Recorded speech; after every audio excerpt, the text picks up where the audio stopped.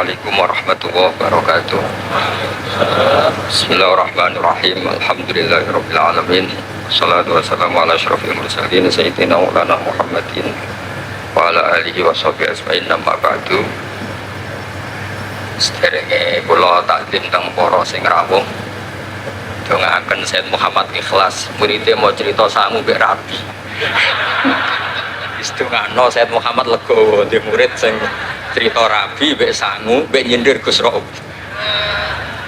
Ingkang kula hormati wonten Gus Raub, wonten Habib Husain, Habib Syekh Abud, wonten Habib Soleh Al-Kafs dan ingkang kula hormati. Kula berpikir begini ya. Kula ikrar ya. Kula tak sering bahasa Indonesia mawon. Kula ikrar seikrar-ikrarnya yang diceritakan para saksi tadi, murid-murid beliau adalah benar. Sebab itu kula ikut bersaksi yang membela jenengan sehingga menangi Sayyid Muhammad. Ya ora duwe wajah ganteng kok Sayyid Muhammad. Tapi banggalah nanti mau jenengan mlebu swarga dimodifikasi pun ganteng ya. Oke, wonten cerita ngeten Habib Husain, wonten orang tanya, Gus kenapa Nabi itu kok ganteng, wali kok ganteng? Sing jawab ya lucu. Kok Nabi mesti mlebu swarga, jadi ngrubahi ra akeh-akeh. Jadi mulane sing rapati ganteng kudu ngibadahe sing tenanan karena mlebono swarga wong ora ganteng butuh ekstra salon malaikat. Niku. Begini Pak Hasan, ini tonggo kula sering ngaji teng Bojonegoro, terus piyambake nggih sakjane ra di rival kalian kula. Begini Pak Hasan, tadi kata Mas Lutfi itu pengganti dari nama sinten Syihab. Itu begini, ada cerita dan ini semua yang tidak menangis Sayyid Muhammad kedah senang karena hadhil millah atau hadatin ini milik yang menyaksikan Rasulullah SAW juga yang tidak menyaksikan. Ini pokoknya kalau bela mayoritas, secara pemilu mesti menang pulau karena ini mayoritas. Rasulullah itu begitu mencintai dan begitu rindu sama ikhwani. Mereka kata sahabat, saya ini ikhwanu kayak Rasulullah. Enggak, antum ashabi, kamu itu sahabat saya. Ikhwani adalah man amanabi walam yaroni. Mereka iman sama saya padahal tidak ngerti. Itu hebat luar biasa. Wong tidak ngerti kok iman. Wong ora tau disangoni Sayyid Muhammad kok seneng. Loh, itu hebat. Lah sing biasa disangoni untuk bojo kan seneng wajar. Nggih setuju nggih? Mboten niki kan argumentasi ilmiah. Saya ini lho ini seksine Gus Rob, saya ini diantara muridnya Mbah Mun yang kompetitor ilmiahnya baik, termasuk kategori A. Kategori A. Masalah ilmiah loh, nah, masalah budaya kalau biasa. Tapi biasa saya itu berkah. Nabi itu nggak pernah negur orang yang ibadahnya biasa-biasa saja. Yang ditegur adalah yang ibadahnya berlebihan, yaitu Abdullah bin Amr bin As. Ngerti sampai? Yang ditegur sama yang nggak ditegur itu baik mana? Yang nggak ditegur. Nabi itu tidak pernah negur orang yang ngimami pakai kulhu, tapi pakai bakoroh ditegur. Soalnya kalau lagi partai kaum duafa nih, ini baru satu lebanon, tapi ini hak. Sehingga dalam banyak cerita dan ini disepakati banyak ulama. Uwais Al-Qarni itu lam yaltaki Rasulullah SAW walam yarohu. Hampir semua riwayat bilang Uwais Al-Qarni itu tidak melihat Rasulullah. Beliau itu sering nangis karena tetangga-tetangganya sudah sowan Rasulullah dan tentu mereka menjadi sahabat karena sudah sowan. Tapi Uwais Al-Qarni di ibu mokongnya ra karuan. Ditinggal lu ra gelem, mokong cerewet ngamukan. Njuk nglayani Uwais Al-Qarni. Uwais Al-Qarni itu lebih berpegangan konstitusi bahwa birrul walidain terutama ibu itu amru Rasulillah. Ummuka. Tapi apa yang terjadi? Uwais Al-Qarni yang tidak pernah sowan Rasulullah digelari khairul qurun Uwais Al-Qarni karena taat ning gone mandate Rasulullah nggih niku khidmah kalian enten ibu. Padahal boten di zamannya beliau sebetulnya menangi zaman Rasulullah, enggak sowan. Maksud kula Pak Hasan, dadi sing ora roh-roh ya aja terus sampean ngrasa luwih tinggi. Nggih biasa mawon, kabeh iku sementing ikhlas ridane Allah Subhanahu wa taala. Nah niki terus Buat ini masalah konstitusi, soal masalah al-kutub, al-mu'allafah. Saya ini tadi kata Gus Raum, saya itu orang mungkin yang tidak mulazim ke Said Muhammad, tapi kata tadi Mas Lutfi, kalau sanad ke Said Alawi saya tentu lewat Mbah Mun itu teman akrabnya bapak saya. Dulu ketika beliau mondok di Mekah itu yang nganter mbah saya, mbah kandung saya, namanya Mbah Sidik. Jadi keluarga saya ya pokoknya muamalah terus musohabah semuanya sama keluarganya Gus Raub itu minal ajdam. Ya sampai kadang beda pilihan presiden. Tapi tetap rukun. Karena nganggep itu urusan akidah, ini biasa mawon apa? Biasa. Begini, niki rungokno tenan. Saya entah berapa kali sampai lupa nyetak kitab, tapi bukan nyetak komersial. Sama lagi bukan komersial. Jadi ini nggak perlu menyinggung siapapun, nggak komersial. Al-Hajju Fadha'il wa Ahkam itu saya nyetak entah berapa kali. Dan semua yang saya kasih Gus Rob itu mesti terus minta dibacakan. Kenapa? Karena semua fikih di Indonesia itu pasti bilang ar-ramyu itu ba'das zawal. Semua takrib mu'in i'ana semuanya pasti ar-ramyu itu ba'das zawal. Kunna natahayyanu fa idza zalati syamsu romaina. Kita ini nunggu zawalu syamsi baru romaina. Ya ramyu yaumil hadi asyar. Ketika ada peristiwa mu'assim terowongan Mina, karena jutaan orang ke titik yang sama di jam yang sama. Soal lagi jutaan orang ke titik yang sama di jam yang akhirnya Said Muhammad memberanikan diri fatwa secara terbuka bahwa boleh romyu keblas zawal. Mereka mesti komplain, iki kita apa? Sampai komplain, saya bilang ini yang ngarang putune Kanjeng Nabi. Kabeh bantah. Tak bidono takbir dan beliau cara ngendikan masuk akal. Ya ini sing sering haji napa mari sakniki haji yo wonten sing bisnis bareng wae sing haji lah niki cerita. Sing haji, sing bisnis sing haji tenan pokoke haji.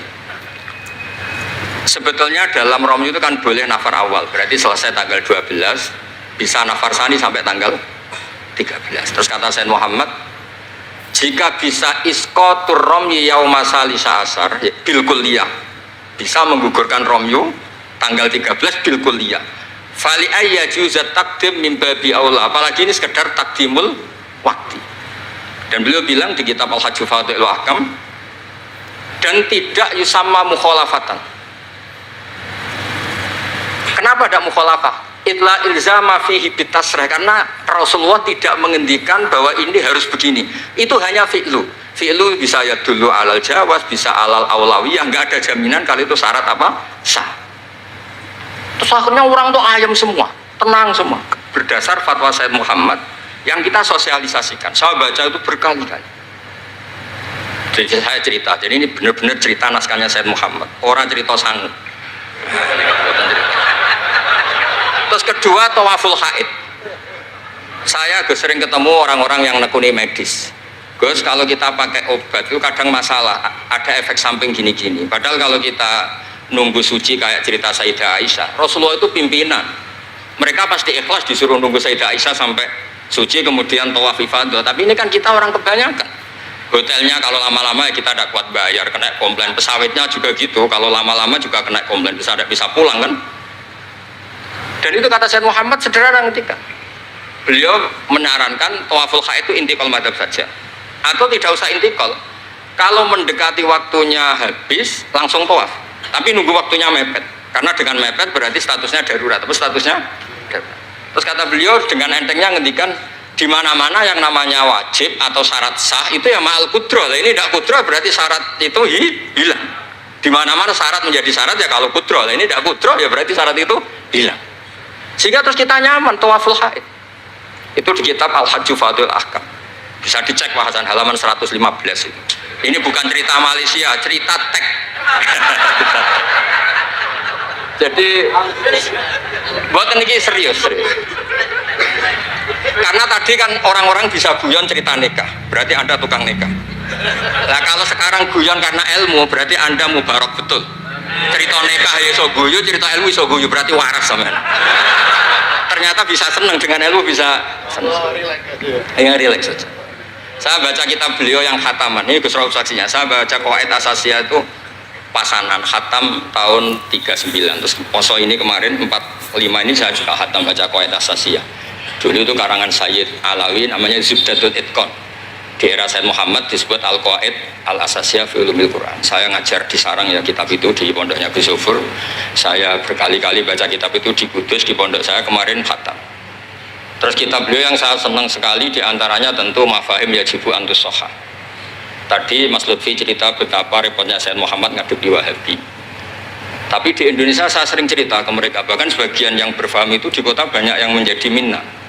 Saya cerita begini, la ilaha illallah itu kalimatun dakhala bihal kafiru al-islam. Fakaifa bihadil kalimah. Kok terus jadi tukhriju hadil kalimah al-muslimah minal islam ilal kufri. Orang tahlilan, orang nyekel patok, orang-orang NU yang khol itu nyekel patok yang la ilaha illallah, la ilaha illallah. Itu kalimat yang orang kafir puluhan tahun menjadi muslim. Masa dengan kalimat yang sama menjadi kafir? Itu logikanya tidak kena. Berarti kalimat ini punya dua status. Ya mukminah memukminkan, juga mukafirah mengkafirkan. Itu kan lucu gitu. Dan itu mereka terus menerima. Kayaknya bener Gus Pak. Masa kalimat yang 70 orang misalnya kafir dalam waktu 70 tahun itu karena melafatkan satu kalimat itu saja, la ilaha illallah Muhammadur Rasulullah, langsung menjadi apa? Menjadi muslim atau mukmin. Masa dengan kalimat yang sama hanya karena sambil megang patok terus menjadi apa? Kalimat itu kalimat syahadatut tauhid. Makanya saya mohon para muhibbinnya Said Muhammad itu harus baca kitabnya. Saya ini bukan niat sombong. Saya baca kitab beliau yang saya takriri sampai khatam itu ya Al-Hajju Fadlul Ahkam. Saya sudah lapah berapa kali saya khatam. Terutama di bab Tuaful Haid sama Amram Yukoblah Zawad. Terus Mafahim Yajibu Antus Soha, Qawaid Asasiyah, Mafhumut Tatawur wa Tajdid. Terus yang kitab-kitab paling modern terakhir karangan beliau itu Sirah Nabawiyah, yang syaratnya Alfiyatus Sirahnya Zain Al-Iraqi. Terakhir Mu'alafatus Said Muhammad. Dan saya yang sering juga sinau itu Manhajus Salaf fi Fahmin Nusus. Itu juga termasuk kitab yang sering saya pelajari. Sehingga belajar betul Mas Hasan, boten main-main, belajar betul ya. Maksudnya kalau tidak bisa tak cari di kamus. Kalau nggak bisa semua bukan niat sombong. Pakai sarana saya ini kan ya, bapak saya itu hafal Quran, buyut-buyut saya ini mungkin termasuk orang yang nekuni Quran. Jadi saya kalau nggak paham, ya Allah kita ibadah pantas. Tiang buta Quran jenengan terus mau ora paham kita ora pantas wis. Nah, ya akhirnya paham itu. Nah, dari sekian cerita yang difahami nufus, ini supaya sampean clear ya. Saya mohon semohon-mohonnya. Jika jenengan pilihannya berpakaian seperti ini oke lah. Yang berpakaian ala Rasulullah atau ala Arab terserahlah istilahnya, nggih monggo. Tapi yang berpakaian ala Jawa gini, saya masih ingat takbir itu di halaman 423 di Manhajus Salaf fi Fahmin Nusus. Itu beliau ngendikan gini. Wa kanat sunnatu Rasulillah sallallahu alaihi wasallam annahu yatamu ma yajiduhu fi ardi wa yalbasu ma yajidu wa yarkab ma yajidu mimma abahahu wa famanis ta'mala